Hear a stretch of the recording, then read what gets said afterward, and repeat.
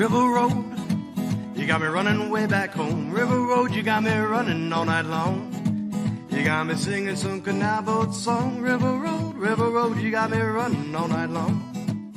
Hello, everybody, and welcome to another episode of Niner Nuts. I'm Dan, along with James. This time, James is back. Welcome back, James. Glad you're feeling well.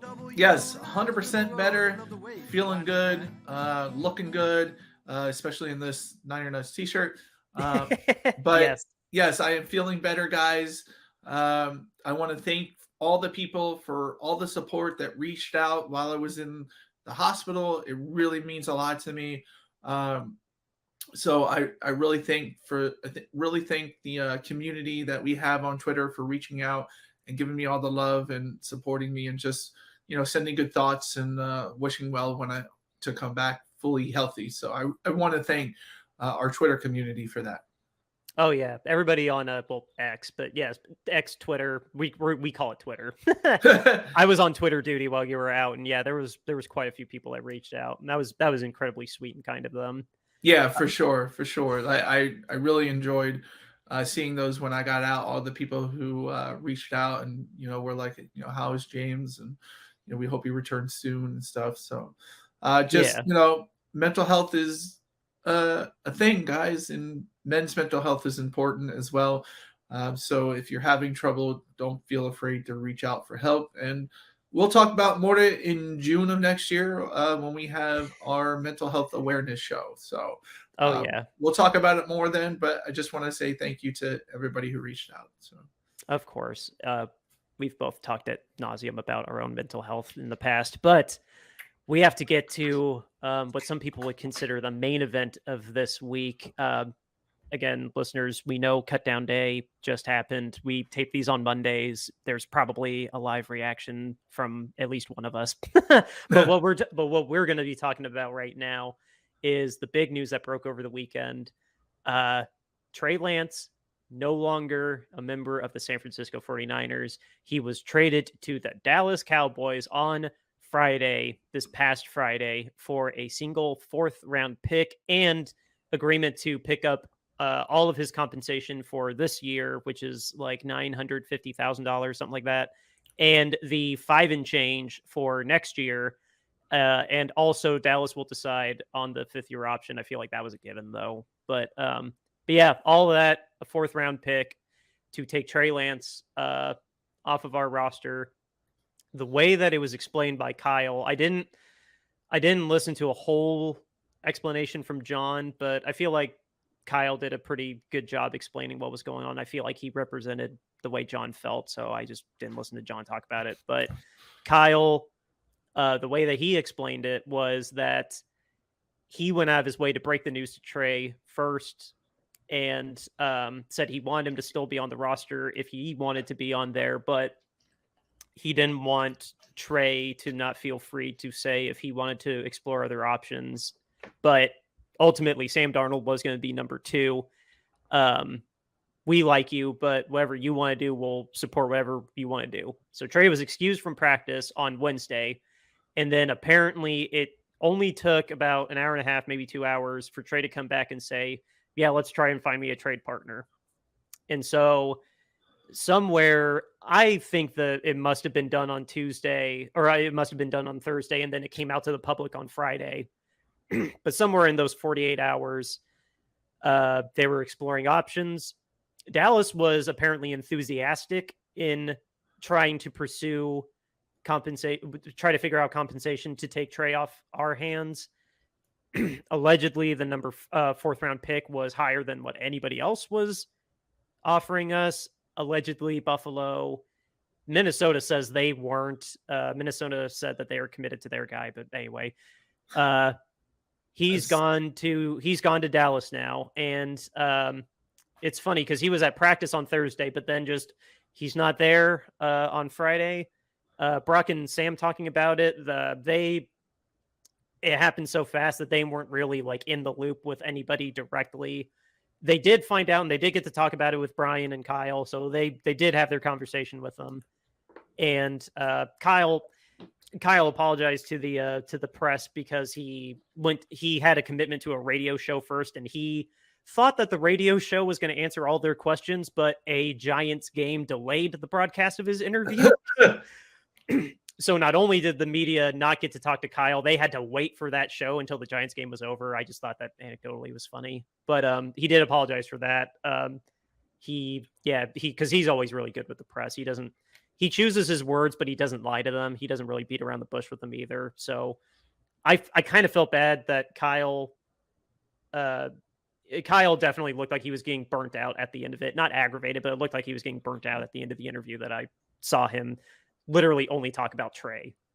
And I guess I say all that as like just a little bit of research and setup that I've done in the past couple of days and digested my own thoughts on this.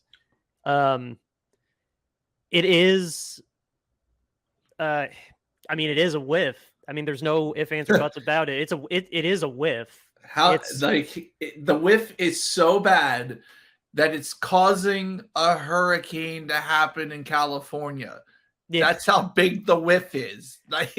Like seriously. But yes, it objectively is a whiff. I'm too emotionally connected to it to think if it's worse than like the Saints whiff with Williams or Trubisky with the Bears that we were actually on the positive end of. But no, I mean, at the end of the day, when you draft a quarterback we gave up 2 firsts. Let's make that clear. We gave up 2 firsts and we swapped 1. So we didn't give up quote unquote 3. I hate that misconception. But anyway, yes, 3 first-round picks were involved. And then he never got out on the field. And I feel like that's where the little bit of nuance needs to come in when people think about this legacy, for lack of a better word, is that a lot of circumstances that were out of control happened. And ultimately, it wasn't 100% skill and it wasn't 100% circumstance. It was this weird mixture of both where just he broke his finger, really ruined his rookie year. And then he broke his ankle the 2022 season when we were all in. 2022 was going to be the all in, whatever happens. Like, this is our team. We're committing to you and we want to build this team around you. And then he breaks his ankle week 2. But the fact that in the 2 seasons that we had with him and we still made it to the NFC Championship game, here's the tough decision. A quarterback that's cheaper than you, that proved that he's better than you, just at the end of the day, that he is better than you, regardless of how many opportunities we gave you and then the football gods took him away from us, more than anything. This is just one of those really awkward business decisions at the end of the day. There's only so much room on the boat, and this window's only open so much longer. We've made it to 2 NFC Championship games in a row. We've lost very minimal pieces from 22 to 23. For your own emotional stability and for your own future, you're not getting out here. So if you want to leave, we're more than welcome to helping you find a place that you think you're going to be happy at and feel like you're going to have a better shot at with us. But unfortunately, it's just not with us. And that really sucks. That really, really sucks. I feel so bad for Trey because this is such a bizarre, we can't not go one season without having some very insane, strange quarterback situation happen. But that now all said, and I'll finally open the floor to you. I feel good with the quarterback room that we do have. And I feel bad about Trey. I feel like you are allowed to have. I want to say that it is okay to have mutually exclusive feelings that you can feel bad for Trey and happy with the room that we have, because these guys proved that they are going to carry the ship okay. And with the fact that we don't know how close this window is going to be between next year and last year, we have to take advantage of this year. And if Trey wanted to leave, more power to you, man. I still think we handled the compensation okay. Looking at how strong our roster is, even after spending, like getting rid of 2 first-round picks and swapping 1, and we still made 2 NFC Championship games in spite, I hate saying that, but in spite of having Trey on the roster. I think that's a testament to how strongly John still picked in the draft and how Kyle is able to, I see you, how good of a coach Kyle is. I mean, no, is it still embarrassing that we we're going to get all these jokes thrown at us that we completely whiffed on a first round quarterback with 3 first round picks involved. Yeah, and they're justified. I'd be laughing at any other team that did this. I just think a little bit of nuance needs to be considered at the same time. And I mean, I might be just whoever wants to still make jokes about it, I mean, I welcome it. We deserve it. We do deserve it to some degree, but when you dig further than the surface level of this news, I think I don't know, it's just kind of a sad story, but it can still end with a Super Bowl. So we're just that kind of franchise, I guess. Well, so anyway, James, now your rebuttal. I just want to say John Lynch is really lucky that he hit the lottery with Brock Purdy. Because if he didn't hit the lottery with Brock Purdy, who would be the quarterback of this team? Like, I mean, really, if you're giving up on Trey because Brock Purdy is so good, what would have happened last year? Brock Purdy came out and didn't play like he did, and that's the thing. This is the Brock Purdy pick is the luckiest pick in NFL history. It was the last pick of the draft. Nobody wanted this guy. And all 32 teams passed on him at least 5 times. Yes. And the thing about it is, like, you can't say that John knew that Brock Purdy was going to be this way. Because if he did, he would have selected him in the 3rd round when he had a pick to spend on a quarterback. But no, he picked him with the last pick of the draft. If you want to know the history of Mr. Irrelevant, the best Mr. Irrelevant before Brock Purdy was Ryan Suckup, a kicker. A kicker is the second best Mr. Irrelevant. These guys never make it in the NFL, and before Brock Purdy had never thrown a pass in the NFL. John did not know that Brock Purdy was going to be this good. He got lucky, and he should play the damn lottery, because if you can pick a quarterback that starts in the NFL and wins you a couple of games with the last pick in the draft, you've stepped in some earmuffs.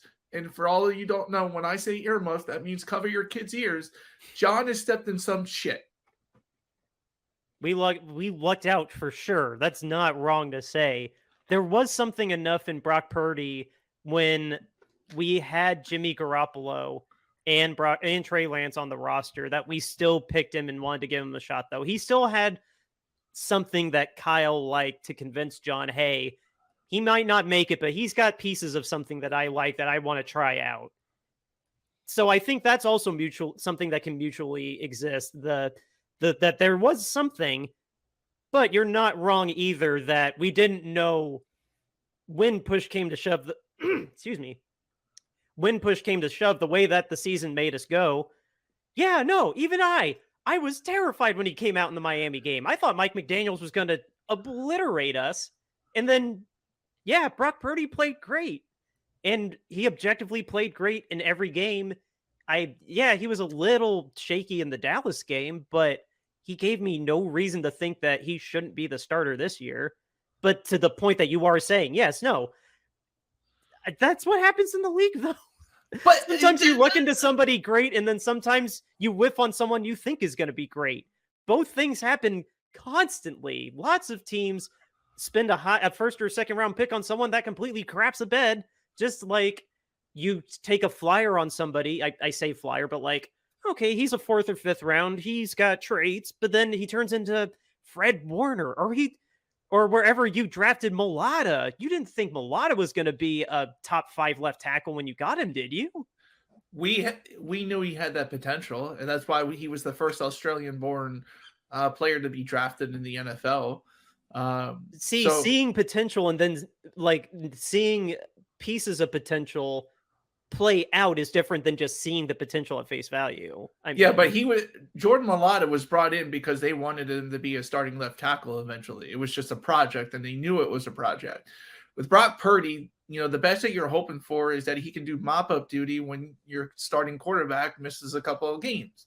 That's all they were all they were hoping to get from Brock Purdy. They were not hoping for him to be the primary starter going into this season.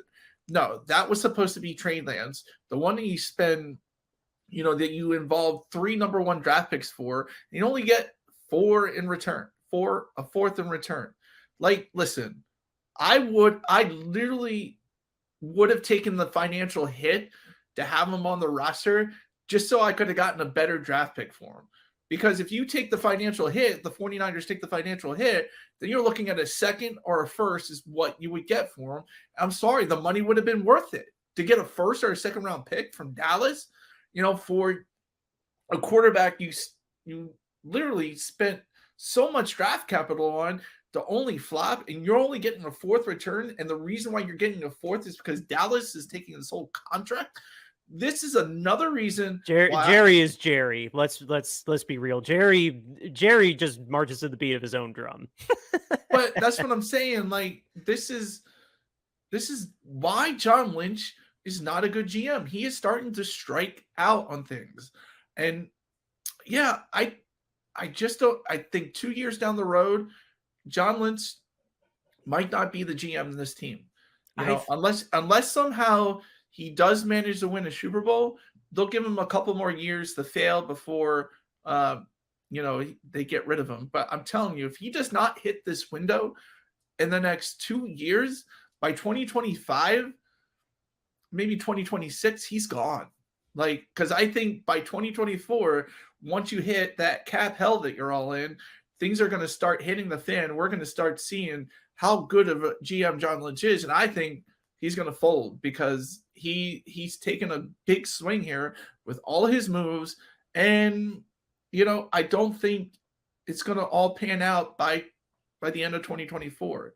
So I for your sake, Dan, I hope this does work out. I hope Brock Purdy, beats every single team other than the Eagles and goes out there and helps you win a championship, because I want to see that for you. I love you. You're my best friend. So that's what I want to see for you. But I don't know if John's going to get you there. I really don't. Because when it comes to like building a roster full of high priced players, yeah, he can do it. But he doesn't know how to wheel and deal with the best of them. He's still working on that, and he's still learning that. And I think he's doing a horrible job of doing that. Not to mention the Nick Bosa holdout. We're still holding out at this moment, Monday, for Nick Bosa to sign a contract. Last year, he had a Debo issue. He didn't get anything for Jimmy when people were offering second-round picks for him. Like, and now you don't have Jimmy. Now, yeah, Jimmy came in and won you a couple of games, but, you didn't need to have that if you like Brock Purdy as well. So I don't think John is a good GM, and he's starting to prove that he's not a good GM, especially 3 first-round picks, and you get a fourth for him. That's really bad. My rebuttal to that is the only one thing I'll rebuttal in that this, because Nick Bosa is an outlier. He's become an outlier now. None of the other holdouts were remotely as bad as this one. Because Debo came back the second day of practice, or the second day of camp. Kittle got his the day of camp. Warner got his the day of camp. Like, the only real holdouts we've had besides Bosa was Robbie Gould being a real stickler on his contract. And even he came back like in the middle of camp. So yeah, this is now an outlier now. But that aside, because there was an update on that, my rebuttal against that is that I think John Lynch had to have been thinking long-term on this, because what I said in my instant reaction was, I think it's better for Trey Lance to go ahead and get somewhere now for his sake. And we assume that with how little experience, he still has 3 years in the league. He's played 4 games since 2019. Like, the expectations for draft compensation, I have no doubt that a fourth from Jerry was the best that we were going to get. Even if we were going to take some money, I doubt it was going to be higher than a third. So that in mind, the fact that he was going to give us a fourth and take all the money that we can worry about, like, just shy of $1 million this year doesn't mean that much, but $5.5 million next year, dude, that is it's $5.5 million, but any penny that we can get for next year's salary, that is so good. yes, it's only $5.5 million, but it's $5.5 more million than we have. That's the thing. He's in such cap hell that he's worried about $5 million for a quarterback on another roster. Like, you take the draft capital, you pay for draft capital. That's what good GMs do. You pay for the draft capital. If you don't, you're ending up with a 4th round pick. Like, I'm sorry. Like, if he would have taken on that whole contract, he could have gotten a 2nd or a 1st. Like, I don't think it was 3rd round, like a 2nd or a 1st, especially when you look at what Carson Wentz got traded for after he was a beaten down, broken quarterback, not very good. Howie Roseman got a 1st and a conditional 3rd for Carson Wentz. And then you look at Indianapolis, they still got like a 2nd and I believe a 5th for the same quarterback, And so I think John not willing to take on the salary because he's in such cap hell means that he's a bad GM because he's worried about $5 million instead of a 1st or a 2nd round draft pick. Like, that's bad. And he's drafted. You don't think that he was maybe possibly trying to take an honorable L, like, in just like, hey, if you give me a 4th, I know I screwed up on this. If you at least give me a 4th, like give me a 4. If you're willing to take, I'm only going to ask for a 4th, and you to take all the money. Like, I'm not asking you for a 1st or a 2nd. Like, you don't think that he was just trying to take the honorable L on it? Why? Why would you want to take an honorable L? Like, that's just like. Because this was already such a bad whiff, and you want that player to just go ahead and start somewhere before we get even closer or even actually into the season, like before October or September. Like, you just take what you get. You don't think with how bad this trade situation was, you don't just take what you get. You still got to make the best out of it. You don't take the honorable L. You got to do what's best for the team. And what if he couldn't though? Like, what if it really is that bad? What do you mean? A 4th round pick and he gives up all the salary? He doesn't have to pay salary? You're telling me $5 million wouldn't have gotten him to a 2nd round pick? Like, we'll give you the quarterback for free if we get a 2nd round or a 1st round draft pick. Yes, they would have given it up. The potential for Trey Lance is still there. The potential as to what he can do, like what he looked like in college, is still there because he hasn't seen a lot of starts. The fact that you're willing to give up a 4th round pick on somebody who still has the potential to be the guy that you wanted him to be with those 3-1 picks that you had, I'm sorry, you got to get more than the 4th. I don't care if you take on the whole salary on top of the contract. Like, you have to do and get the most draft capital for a guy that you use 3 first-round picks on. Would this be less upsetting if it was anywhere besides Dallas? I am kind of being an ass asking that, but I just because to me, I'm not. I do have a real point to make or a real question to ask after this one. I don't mind that it's Dallas, but when Dallas fleeces you, then I mind, because that's bad. It's so bad. Like, the year that Howie Roseman got Devontae Smith, he had to make the trade with Dallas. There was no other option. He wanted the receiver, Devontae Smith. The Giants wanted him. Cowboys were ahead of the Giants. They had to make that trade in order to get Devontae Smith. And we gave up like a 3rd, I think, to get him, just to swap places with him. So that's really not that bad. But Dallas is made out cheap on a guy who could be better than the guy that they already have. So, yeah, I'm sorry. Dallas has fleeced the 49ers. I don't care if they're taking all of the salary. They were probably going to take that salary for another young quarterback or a young quarterback room to begin with if they want to replace Dak Prescott. So you give up a 4th, take the salary, and they fleeced John Lynch. You cannot let Dallas fleece you. I'm sorry. I'm trying to keep this in our time frame. I do want to ask though. I'll make this the last question we ask before we sign off. At least here in the short term, what the hell is Trey going to do like in Dallas versus if he just stayed with us? Because they're not going to put him above Cooper Rush, especially that since he doesn't know the playbook right now. Like, do you think this is to play something long term? Because really his position with Dallas is not any different than if he stayed with us. So was it really just to let him get a change of scenery, even though he's in the same position? Like, when I thought about that over the weekend, that really perplexed me. Like, why Jerry was so eager to get Trey Lance in. And I mean, I don't know how that whole conversation between all three parties would have gone, but like, to do a trade to somewhere that literally doesn't change his opportunity to get on the field, that was really perplexing to me. Like, not just the fact that it was Dallas, like, I'm taking my emotional hatred of Dallas out of it. Like, Trey isn't doing anything different in Dallas than if he just stayed with us. All that changed is that Dallas is paying $6 million that we're not, and he's still third string. Like, yeah, but it's still they're paying the salary.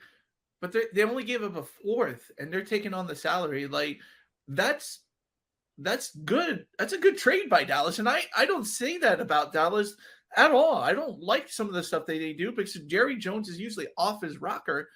But I think the Cowboys have fleeced the 49ers, at least with the fact that John could, if he would have taken on some of the salary, could have gotten at least a second for him. I believe that. And that's what a good GM would have done. He would not said, I whiffed on this. I should take whatever I can get for him. He should have maxed out what he could have gotten for him in draft capital. Forget the salary. The salary you were going to pay in the future anyway. Forget that. Just get the draft collateral that you, at least some of it back, what you spend for him. A 4th round pick. I'm sorry, it's asinine. And what's Jerry's end game, though? I guess that was the real question. I guess that was the question I was trying to ask. I guess what's Jerry's end game in doing this, though? Well, I think Dak has 2 more years on his contract, 3 more years on his contract. He's in the contract year next year. So he's in a contract year next year.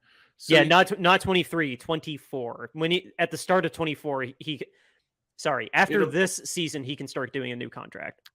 So there you go. So if now the last time Dak was in a contract year, he got hurt, right?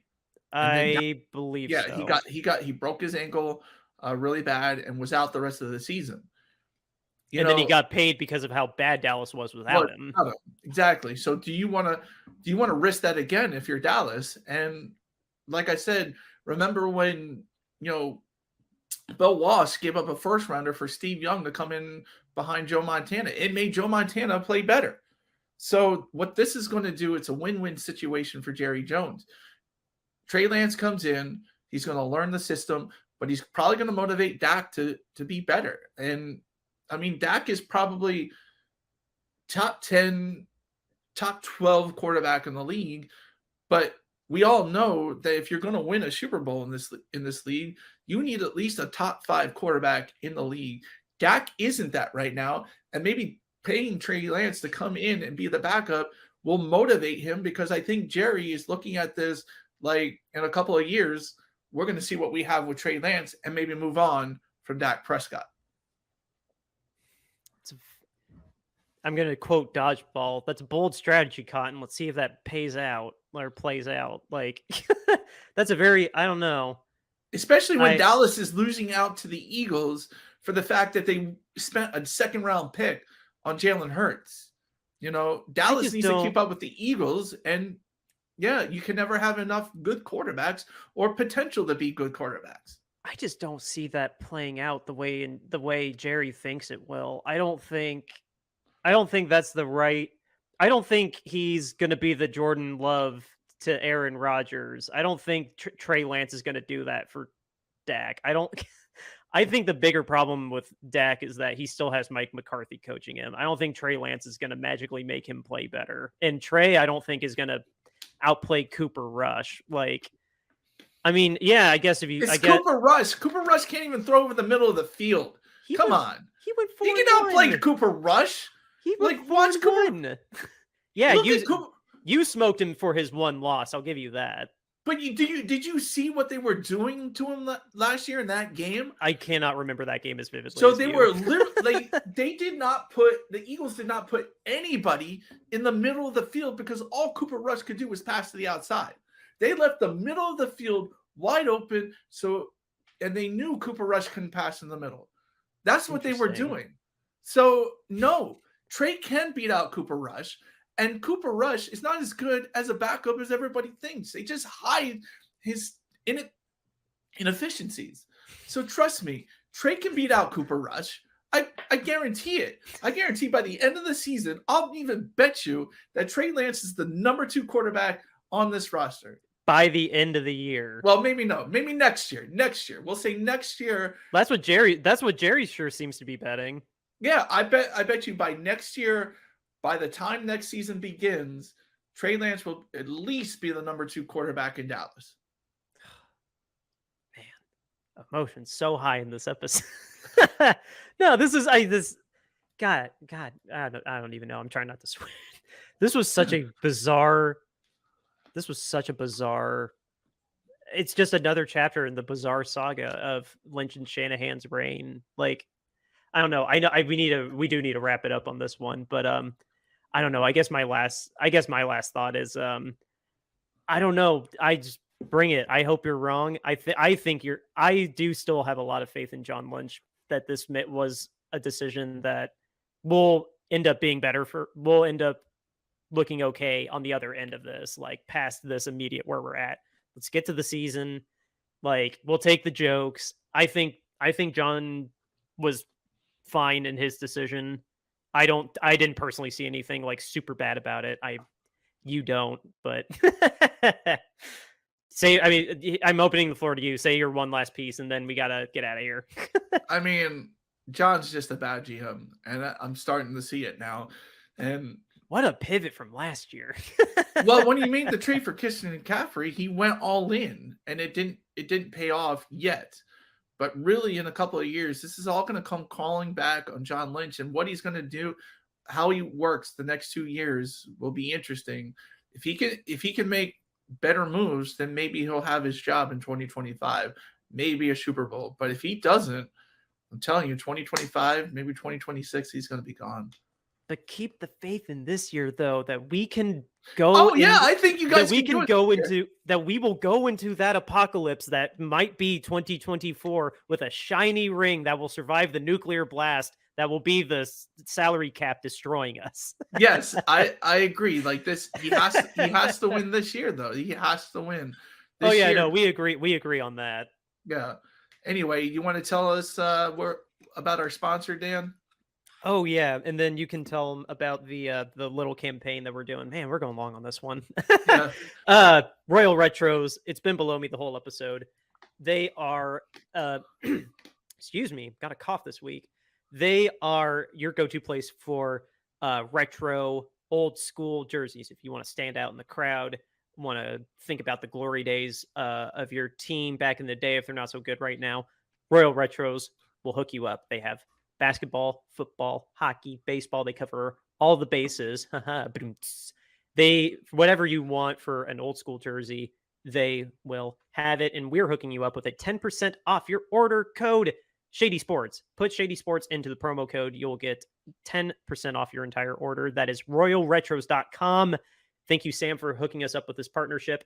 Shady Sports in the promo code section to get 10% off your order at royalretros.com. Go check it out now. James, tell the listeners what little campaign that we're throwing for ourselves. So guys, if you haven't heard, there have been 2 owners recently in the news that have been caught doing shady things. The Houston Texans minority owner was charged with some serious sexual crimes, and the 49ers owner, the team that we root for, was caught doing some insider trading. And so both of them have been in the news recently. You can look it up. And the NFL knew about it. In the case of the Houston Texans minority owner, they knew about it for 3 months. And in Jed York's case, they knew about it for 2 years. Yet we didn't hear any bit from the NFL, but we all know if it was a player, we'd hear about that the very next day. So we are trying to start a movement where owner standards are less than player standards. Hashtag owner accountability. You can see it at the bottom of the screen there. So also what we're trying to do is to help the community out as well. So what are we doing? We're selling t-shirts with that little slogan there with the hashtag. You can get them at bonfire.com. They're on sale right now. And all the money that we raise from these t-shirts will go to a Kentucky crisis center. We're still working out the details of which crisis center or what organization, but guaranteed the money will go to a rape crisis center in Kentucky. So that's the that shirt right there is the slogan with the hashtag. But we do have some other shirts available for you to look at. This is our owner standoff tee with Dan Snyder in the middle with the owner standoff with some weapons. Yeah, that might rub people a little long way, but trust me, we want you to have a good tee even when you're donating to charity. This is our Niner Nuts logo for our podcast art, and then we have an alternate logo art as well.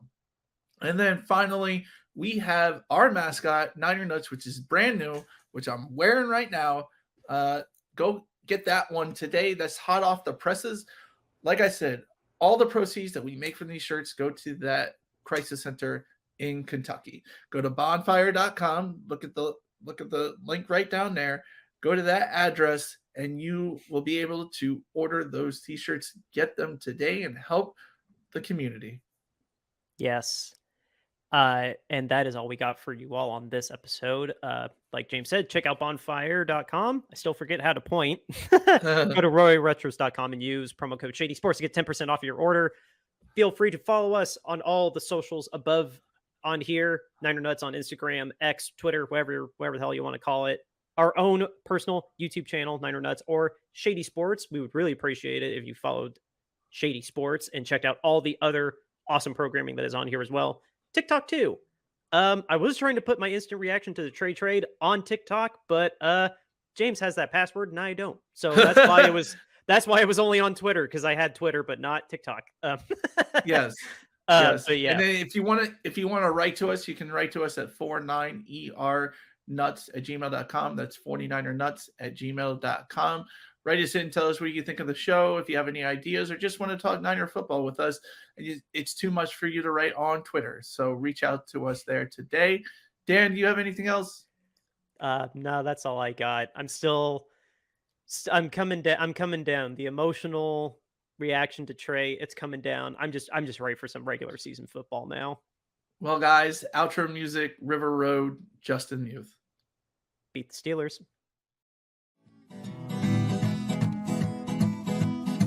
River Road, you got me running way back home. River Road, you got me running all night long.